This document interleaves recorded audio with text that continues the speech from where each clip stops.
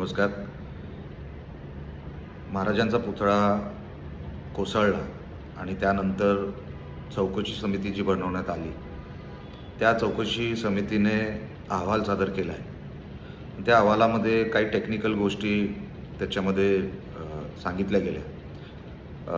म्हणजे काही ठिकाणी वेल्डिंग बरोबर नव्हतं किंवा तिथून तो गंज चढला वगैरे. या सगळ्या टेक्निकल गोष्टी आम्ही समजू शकतो, पण वेल्डिंग नीट झाली नव्हती की नंतर बिघडवली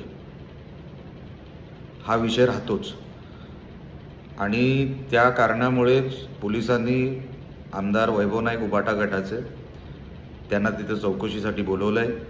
चौकशीमध्ये ज्या काही गोष्टी बाहेर पडतील तेव्हा पडतीलच, पण खरोखरच ह्या विषयामध्ये आमदार वैभव नाईक यांचं नाव येणं म्हणजे महाराजांचा पुतळा कोसळला आणि संशयाच्या कारणामुळे वैभव नाईकांना तिकडे पोलिसांनी चौकशीसाठी बोलवलं, ही खरोखरच लाज वाटण्यासारखी गोष्ट आहे.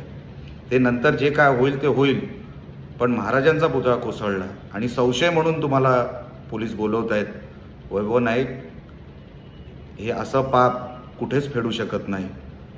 संशय जरी का आला, असं काय झालं की तुमच्यावर संशय घ्यावा लागला, ही फार मोठी लाज वाटण्याची गोष्ट आहे.